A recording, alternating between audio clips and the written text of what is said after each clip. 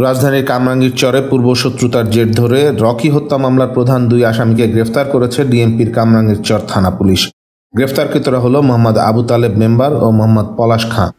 সোমবার বিকেলে মাদারীপুর জেলার কালকিনি থানা এলাকা থেকে তাদের গ্রেফতার করা হয়।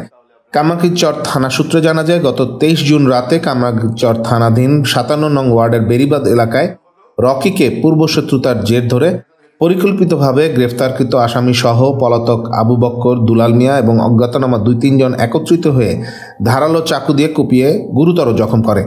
তারপর তারা ঘটনাস্থল থেকে পালিয়ে যায়। চিৎকার শুনে স্থানীয় লোকজন ঘটনাস্থলে আসে এবং চিকিৎসার জন্য তাৎক্ষণিক রকিকে নিয়ে ঢাকা মেডিকেলের উদ্দেশ্যে যাওয়ার পথে রকির মৃত্যু হয়। এ ঘটনায় রকির মা রাজিয়া বেগমের অভিযোগের ভিত্তিতে কামরাঙ্গীর চর থানায় একটি নিয়মিত মামলা রুজু করা হয়। আমরা হত্যাকাণ্ডের প্রাথমিক কারণ হিসেবে যে বিষয়গুলো আমরা জানতে পেরেছি, যে রকি যে এই ঘটনার ভিকটিম, তার কিছু স্থানীয় ব্যবসা বাণিজ্য, অবৈধ ব্যবসা বাণিজ্য ছিল। এই ব্যবসা বাণিজ্যগুলো নিয়ে যারা এই ঘটনাটি ঘটিয়েছে বা এই ঘটনার সাথে যারা জড়িত, তাদের একটা বিরোধ ছিল।